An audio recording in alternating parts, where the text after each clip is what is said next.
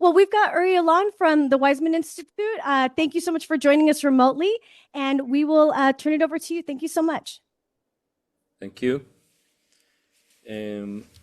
Sorry I can't be there with you.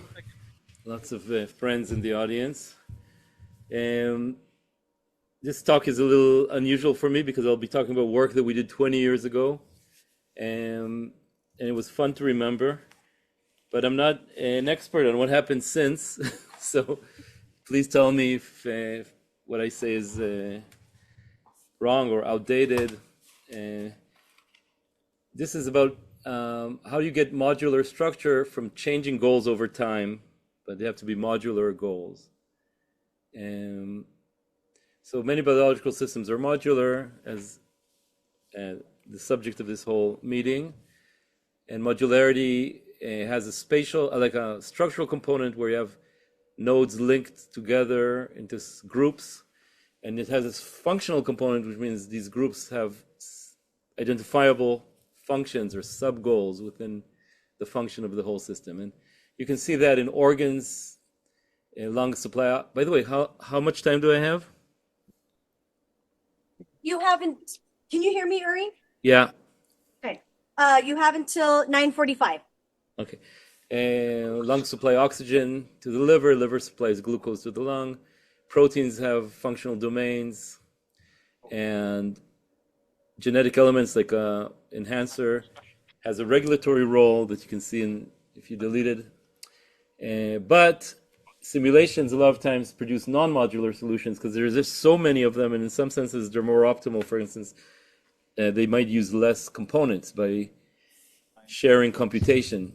And that was pointed out, for example, by Hod Lipson in the 2000s, and before that by people who were building hardware, EPROMs, and you get a solution you can't understand, which uses the parasitic capacitance of the metal casing.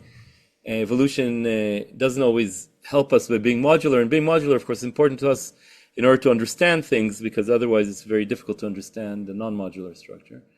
So we approached this problem around 2005. Nadav Kashtan was a computer science graduate student. Now he's a professor in the Hebrew University in 2005. And we thought about maybe evolution can learn from multiple modular goals that change over time. And I know that Lipson and Kloon have a complementary approach, which is a cost of connection cost, like wiring in the brain, that also can produce modularity from a static situation. I'm talking about a dynamic situation, and they can work together. As a model system, we use several, but I'll just talk about circuits. We use the not AND gates, NAND gates, because they're universal. You can make any logical function out of them. And let's see, here we have 4 inputs, which can be 0 or 1, and an output. And we evolved them by mutating. Mutation means rewiring. So instead of input 2 going to gate 7, or gate 6 going to gate 7, now gate 2 is going to gate 7. So that's a rewire. And also recombining these genomes, selecting the ones that are perform the function best. That is, running all the Boolean combinations of the inputs and seeing what fraction of outputs are correct. That's a number between 0 and 1, where 1 is perfect goal matching, and then replicate the winners. And when you do that, you get these non-modular solutions. That's what we expected, and that's what we got, especially when you add a cost per gate, so you minimize. This is an optimal solution to this problem: X exclusive or Y and Z exclusive or W. This problem, I just want to point out, is modular to our eyes. It has 2 XOR gates, but the solution is not modular, not structurally, not functionally.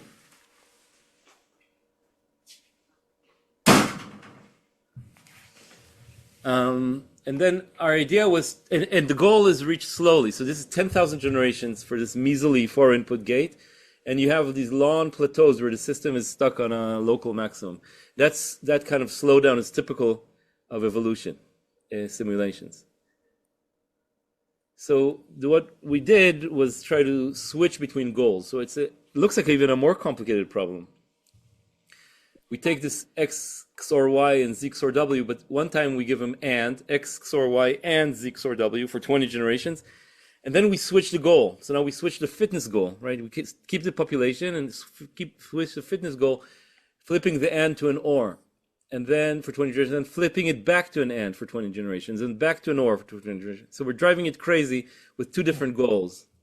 But these two goals are modular. They both have these XOR functions. And now the structure has learned the modularity of the goal from two examples. It has two exclusive OR modules, and it evolves to a solution for goal 1. And then when you switch to goal 2, it just makes two mutations and switches to goal 2. That's what it finds. And here's another, on the bottom right, there's another solution that it finds. So it has learned that to make two XOR modules, this is the XOR module made out of NAND gates. This is the same thing what engineers use in your iPhone.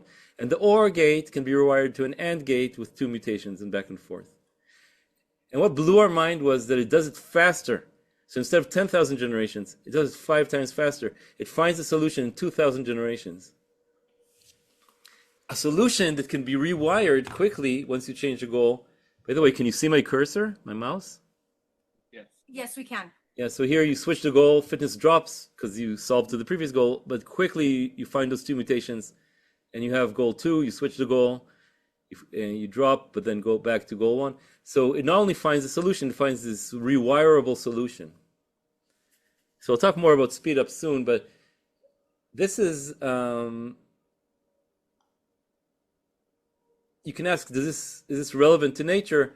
So it might be that in some biological situations, the goal switches over evolutionary epochs. Like, for example, this modular human limb, the same bones are found in whale and bat with the same configurations. But the goal of this limb is to swim, to fly, and to text message or whatever, right? That switches over time. So maybe this modular solution somehow reflects that ability to do those multiple tasks. What happens if you take an initially modular solution and now stop switching the goals?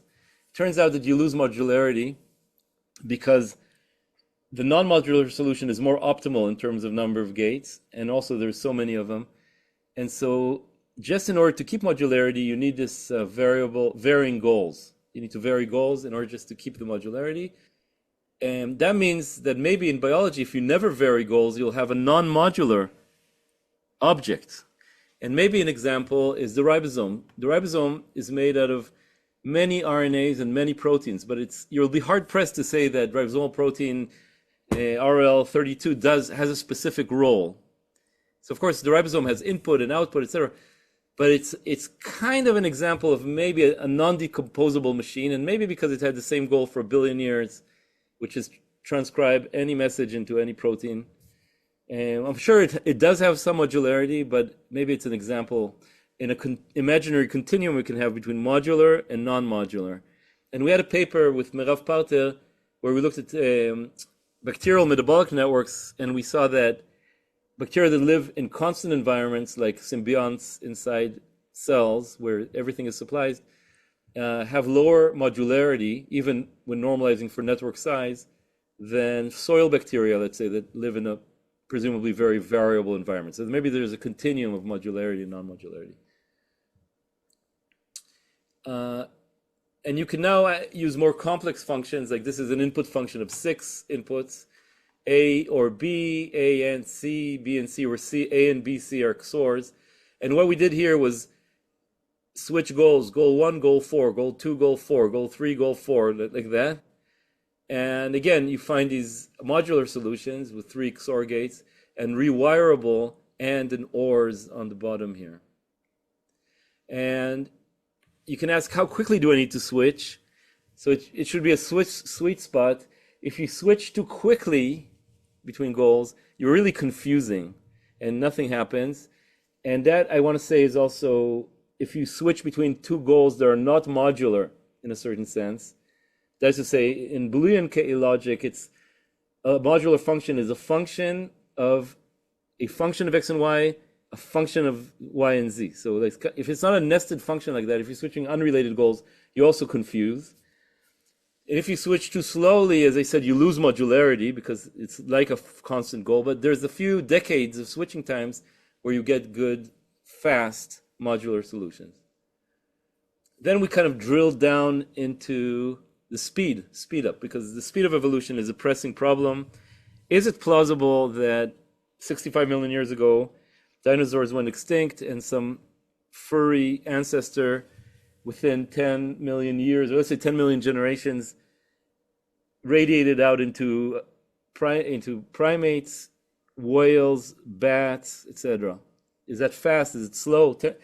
Like we saw, it takes 10,000 generations to make a 4-input logic gate. So how long does it take to make a whale? And varying environments. So we want to study the speed up. And what we asked was, the more complex the problem, that's to say, the more time it takes you to solve it just as a fixed problem, how does modularly varying goals do? So if you have a problem and you can think of a modularly related problem and you switch between them, how much speed up does that give you? And the answer is that the more complex the problem, the larger the speed up. So on the x-axis is the time to solve the problem as a fixed constant goal, and the y-axis is how much faster you can do it if you switch between two or multiple varying goals. And it turns out that the more complex, the faster you speed up, like a power law of 0.7. So it's a huge speed up for the complexity problems.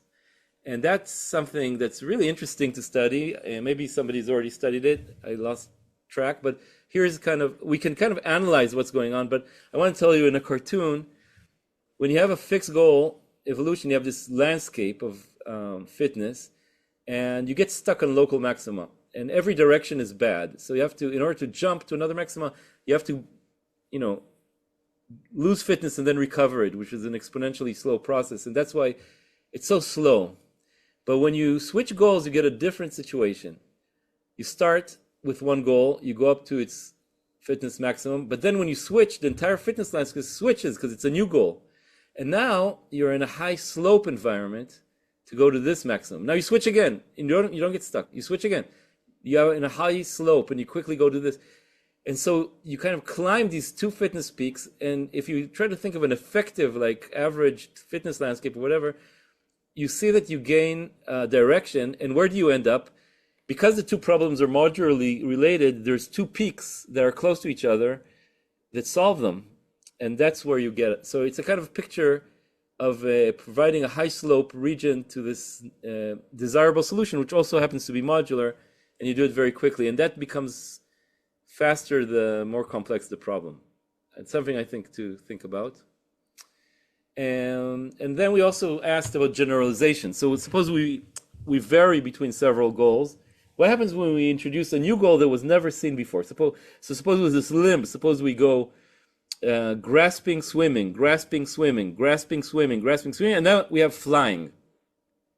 So does this modular varying goal also help us with a new goal, provided that this new goal is in the same quote-unquote modularity language as the original goal? If you think this talk is clear, could you raise your hand? Just want to see if you're with me. Yeah, people are with you. But I want to interrupt really quickly. I said you have until 10:45 our time, but we need to include 9:45. But we also need to include questions. So maybe to end maybe at the 9:40. Yeah, I'm going to end in 5 minutes because I want a lot of questions. Okay, very good. Excellent. I'm serious. I plan it for half the time. That's my strategy. Okay, excellent. Because I want to learn from you. You guys, I have here the world experts on modularity. And you can tell me things. I mean, all right. And so if you have a question, why don't you write it down already? So you can ask me, because there will be plenty of time for questions. And if you're scared of asking questions, if you write it down, it'll give you more confidence to ask me. But besides, I'm very friendly. Okay, so about generalization problem. So here I want to also introduce another. We studied that with Boolean gates, but just to keep it interesting, let's use another biological substrate for simulations, which is RNA structure, which is very elegant. Is you have a sequence, and you can compute the structure based on these base pairings, and now you can find a sequence, evolve the sequence to get a desired structure. And I just want to mention that this was used to make an important concept in the 1990s called neutral space. So it turns out that each RNA structure has a vast number of sequences that give the same structure. And this was a very important concept in evolutionary biology, especially for the people I call the drifters, which are very interested in the role of chance in evolution. Maybe the sequence we get is just arbitrary, and there's many other solutions. All right, so that's neutral space. So what we did is varying goals. Instead of just asking the sequence to find goal G1, we kept bothering it by switching, let's say now to goal G4, where this green hairpin loop is open. Or to go from G1 to G2. And then from G4, maybe we jump to G3, where the orange hairpin loop is open, but the green one is closed. And now we jump to G2. You see, all we do is we open and close loops. So that's our language now going to be. And just as before, we get these very fast evolution to a structure that can change very quickly to each of these other structures. So it's the same idea. And what we find is evolution of these triggers. It's not only a function, it's not only a structure that gives you, it's not only a sequence that gives you the structure, it also has these special points where if you mutate them, you change this entire hairpin loop without touching the rest of the structure.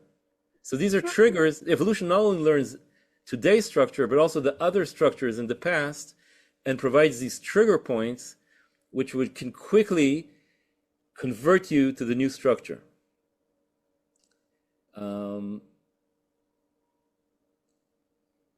And now we ask, what happens when we supply a previously unseen goal, but it's made in the same language as the goals you have seen? And it turns out that the speed at which you approach that new goal is faster if you had the modularly varying goal training as compared to the fixed goal training. So you learn to generalize inside this language that you've learned. And about the neutral space, I think this destroys the concept of neutral space, because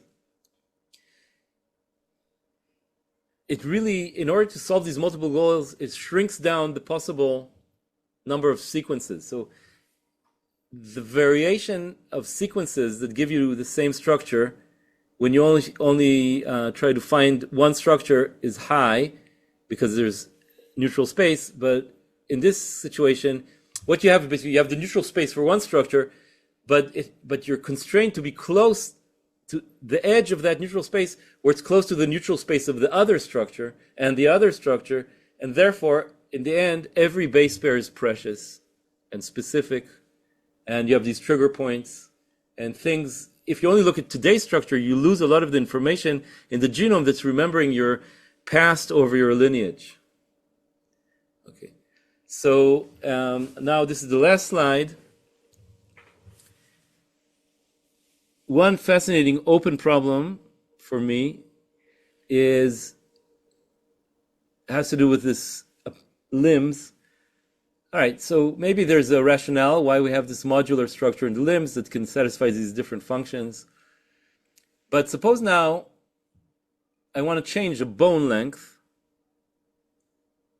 In order for this to work, I have to also have muscles, blood vessels, and nerves.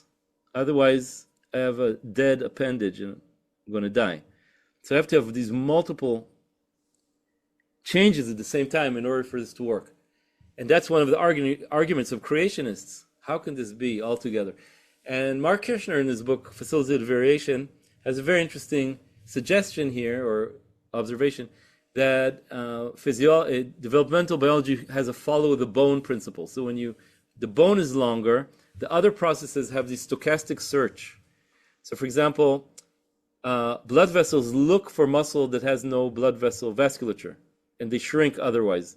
And nerves look for motor units that haven't been innervated yet, etc. And that's how you get a different solution. And the way you can see that is if you do this, like look at your wrists, your right and left wrists. Why don't you do that right now? Look at your right and left wrists. All right. And you see the blue veins there?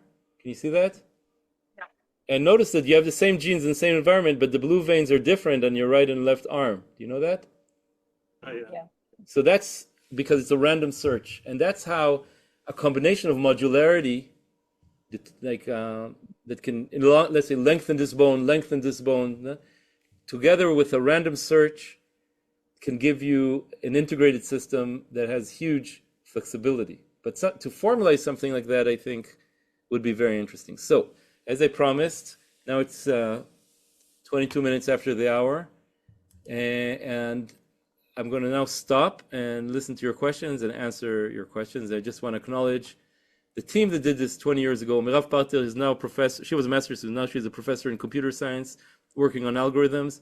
Elad Noor is a research associate with Ron Milot, and Nadav Kashan is a professor, and Avi Mayo is a research associate with me now. So I hope someone has a question or comment.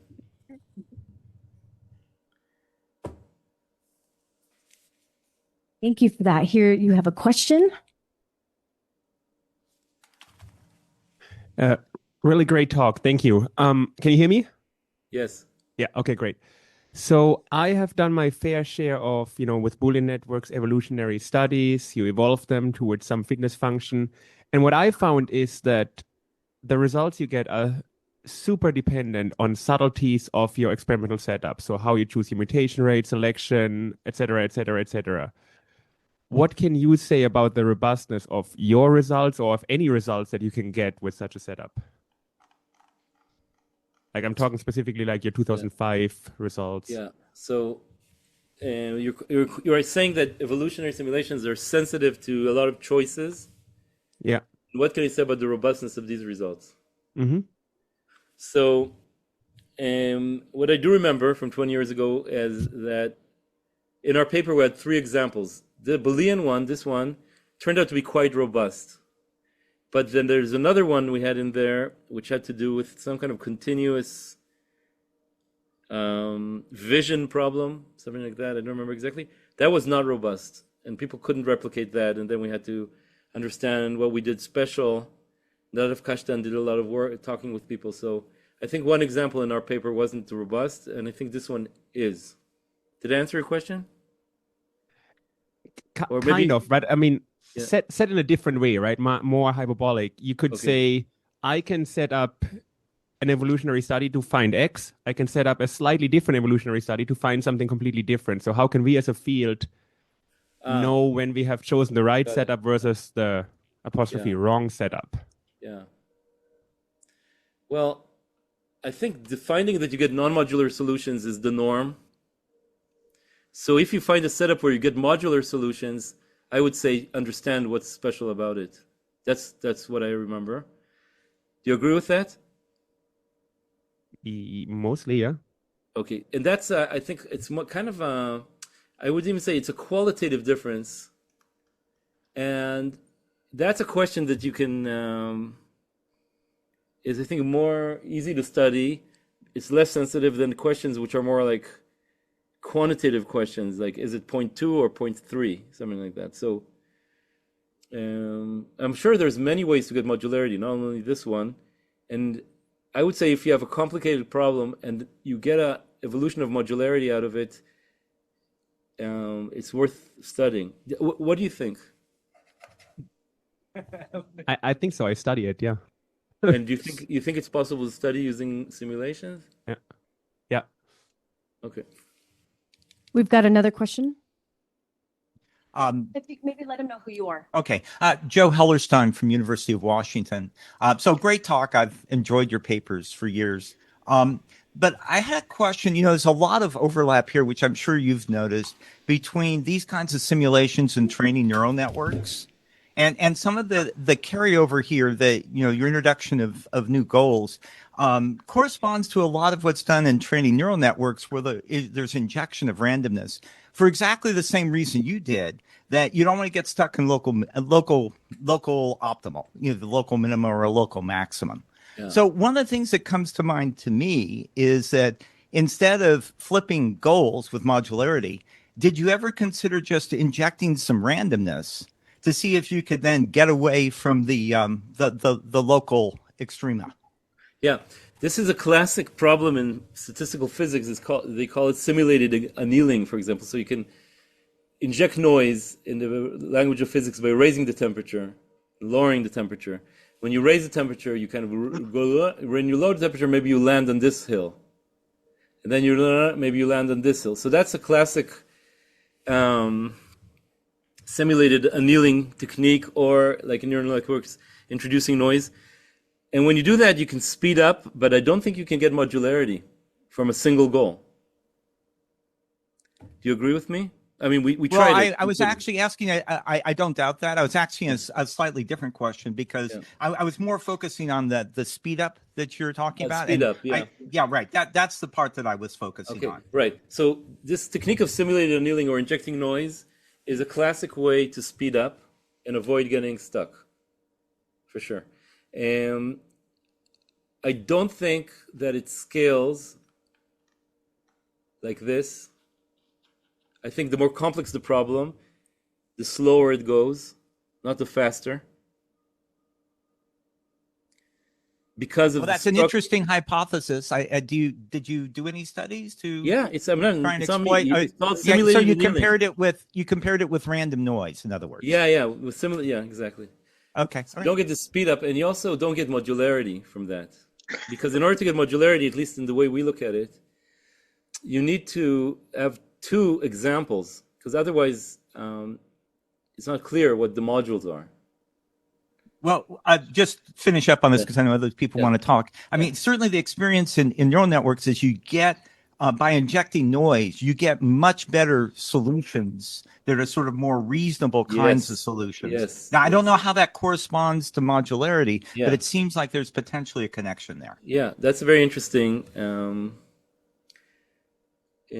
I know there's this work, I think, by Jeff Clune about modular varying goals in learning of neural networks in order to avoid erasing past learnings.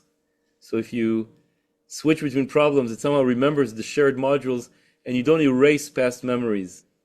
That's an interesting paper using this concept, and also connection costs. But I'm not sure. I think you get better solutions and faster, but I'm not sure if you have to scale up with complexity and modularity. But great. Thank you. You've got another question, and please identify yourself. This is Luis Costa from Binghamton University, New York.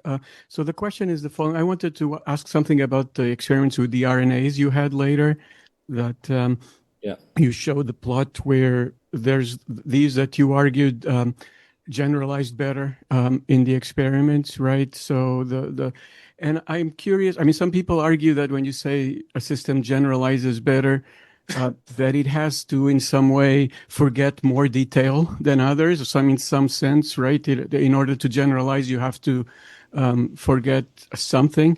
And I'm wondering if you, even that or something else, found some quantitative way to measure that something happened to the solutions that generalized better than those that didn't, that only had the single goal in training.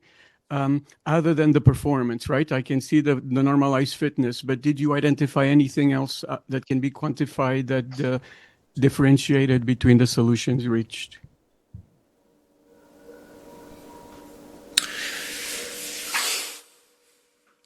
So it can't be a biochemical difference because the structures are identical, but the sequences are not identical.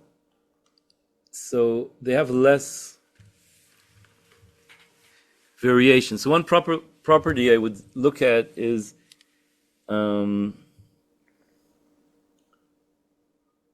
maybe different instances in evolution converging on the same structure of RNA, and asking whether the sequences are more similar than you would guess just based on the neutral space of that structure. That's one thing, the sequence variation.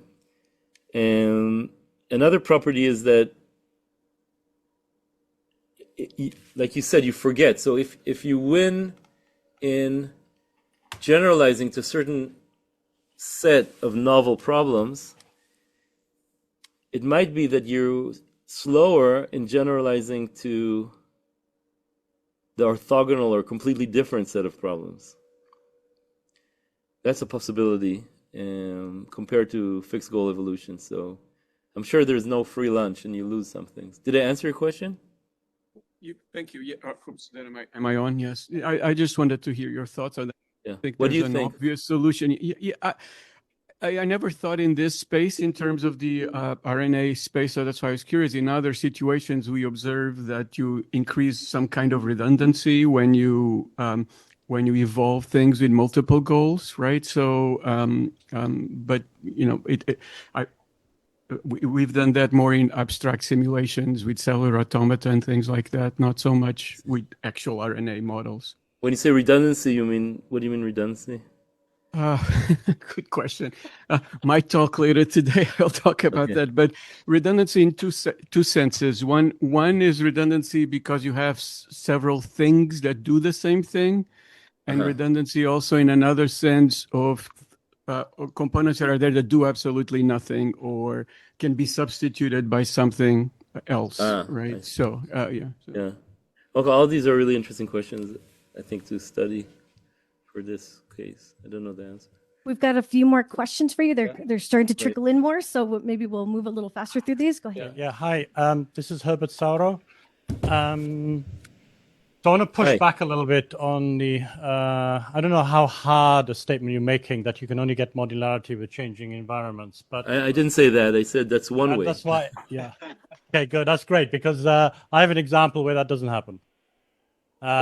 So I remember when your paper came out actually, and I really liked it and still like it today. Okay. We've evolved, reaction networks, and we've noticed you can get modularity without any change, without fixed environment. Okay. And it might be because for certain problems, there aren't many solutions. So in your case, there may be lots of solutions to your Boolean problem, and it somehow picked the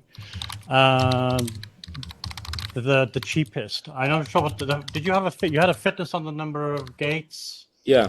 So it may have that sort of random looking Boolean network you got. Maybe the cheapest. Yeah, maybe the cheapest. This is the cheapest. There are several cheapest. Gates, yeah. Now, if there are only a few solutions, it doesn't have many choices. No, so not it that could be many many choices. variants on this that do the same thing, perhaps. No, not huge number. But when you go to this thing, you have a huge number. Oh, right. When you have larger and larger. Yeah. Okay. But what you're saying is that there's another way to get modularity from a static situation if there's not many solutions. Maybe I'm just making it up at the moment. Just listening to you. Yeah, maybe because there are fewer. I think there's many ways to get modularity, and one published one is it's like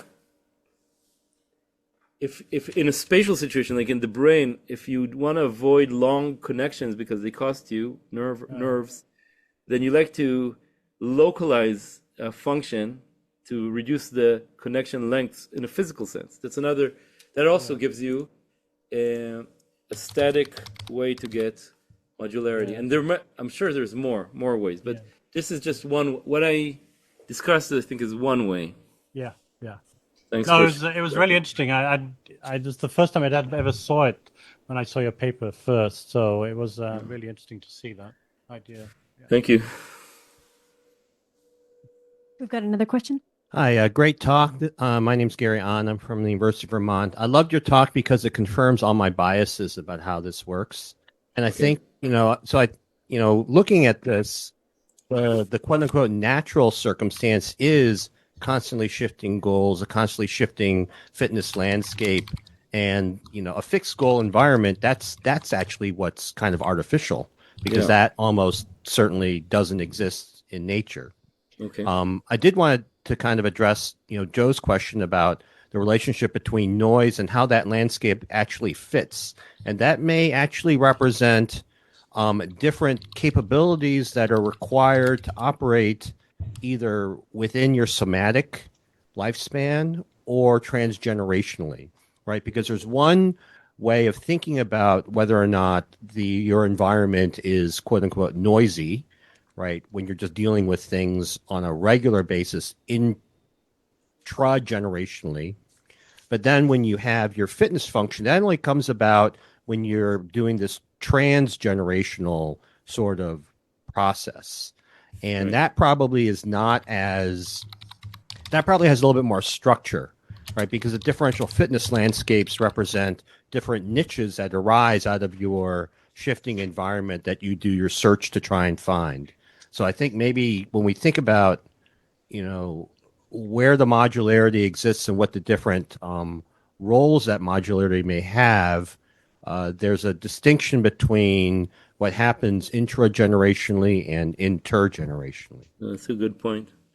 Yeah, I'm guessing that the noise in evolutionary timescales is, for example, going through population bottlenecks where you have this large drift term and perhaps all forms of extrinsic mortality and things like that, which are out of the control of the genes. So all these things are important to model.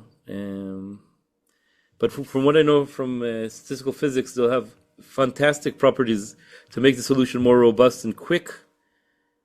But in order to get modularity, I agree with you, there must be structure, maybe structure in the noise, structure in the Variability. in the variation, in the variation on the evolutionary level. And that's maybe like a way to think of modularly varying goals.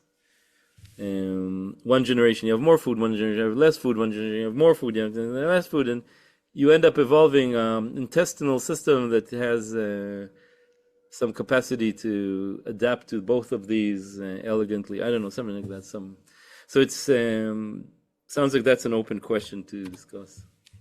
I hope I answered your question. I understood your comment. Yep, that was great. Thank you. We've got about 6 minutes left and we've got 4 questions. So we'll move on to the Great. next one. Yeah. Hello. This is Sai. So this is kind of going off a little bit on Joe's question earlier on the analogies with neural networks. So one of the things that they really succeeded in with neural networks, right, is not just that they added noise, but they also added these things called residual connections, which actually simplified the fitness landscape and made it possible to find the actual minima. So I was wondering, like, if you have thought about like maybe restricting the type of mutations, for example, and if that allows you to like get to these goals faster, and maybe if that still evolves modular solutions. Okay. You're talking about restriction of the types of mutations, and you mentioned some. What's the trick in neural nets? What did you call it? So they are called residual connections. Residual? Yeah. What are they? So they are basically like some connections which go from like, so if you think of a neural network as like many layers, there are some connections that go from the first layer to the 10th layer, for example. Like So short that, circuiting. Yeah, like a short circuiting, yes. Always forward. Typically forward, yes. Okay.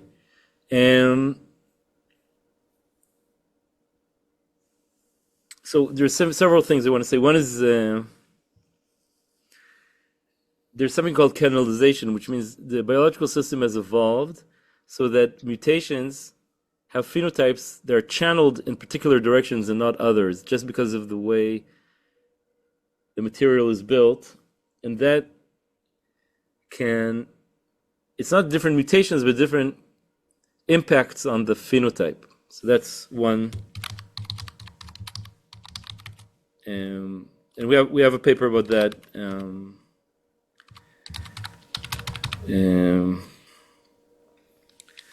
I think just adding more degrees of freedom. That's why it works. And So, then like- another thing I want to say is that it turns out that in matrix kind of models, if you have multiplicative mutations, they keep 0, 0, whereas additive mutations don't. It's like kind of like an L1 thing.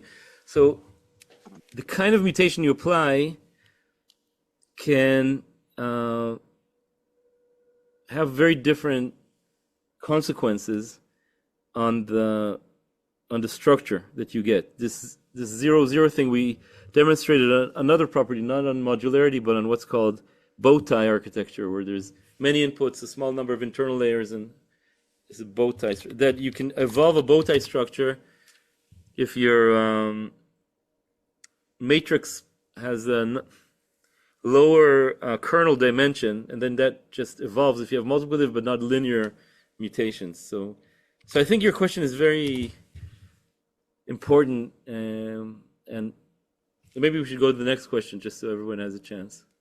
Yeah. Can you hear me? Yeah. Can you hear me? Okay. Yeah. So in the simulations you made, it seems that if we were to zoom out and compress time or rescale time and work in the space of networks, what we really want is bistability, the capability to go between two networks because they have different functions. And since we have bistability, we're going to have a positive feedback loop somewhere. And then the change in the environment would make the feedback loop become active or inactive. Okay. You're talking about a dynamical system view in yes, and the networks themselves are the states. Okay, I don't see how that relates, but I'll think about it. I'm not sure how that relates. Maybe we go to the next question. Steve Andrews from the University of Washington. In a fixed environment, you tend to have a long period of stasis with no real fitness increase. Then these big jumps of higher fitness increase. Right. I'm wondering if those big jumps correspond with a more modular structure. If it's the more modular ones that jump upwards and the less modular ones that don't jump upwards. So you're talking about the way this thing, right? Exactly, yes. And you're asking whether the jumps have to do with modularity? Yeah, I'm wondering if sort of you add in little links here and there that don't do much during the period of stasis, but then the ones that are more modular are the ones that are able to progress to a higher level. I see. I don't know the answer. I do remember that in the original paper we also plotted modularity as a function of time according to a measure we've developed, but I don't know. Could be. All right, thanks. And I think we've got time for one last question. Go for it. Okay. This on? Which? Hello? There we go. Okay. I wanted to get back to Gary's point because I think it's really important to think about the intragenerational ability to respond to a changing environment versus the transgenerational changes. And I think they're more related in this modularity framework than it appears, because if you have, just going back to the Boolean network, the logic gate network, if you have that modular structure, then it's super easy to add a regulator on those links. You don't necessarily have to mutationally rewire them. You can add a control to deactivate this link and reactivate that link, and you can have the same genome, but quickly respond to the two different varying goals, even within a single lifetime. So I think it buys you more than adaptability in an evolutionary sense. I think it buys you ability to respond to changing environments before dying, right, and having children. So I think that those two, it would be really cool to find a framework to simulate it so that you take into account both of those things. So it comes by due to evolution, but it gives you a control over a regulatory system in the lifetime of the organism. I think what you said is profound and very important, because the modules have a direct functionality during a lifetime. And they, like you said, they can be easily regulated, and maybe that's even one way to get them. Maybe it's a way to get more robustness to noise, even without the intergenerational. But I love this comments and this line that we certainly didn't explore enough, and I think it's an amazing direction for research, because the robustness of the soma could benefit a lot from modules that can be regulated. I agree with you completely.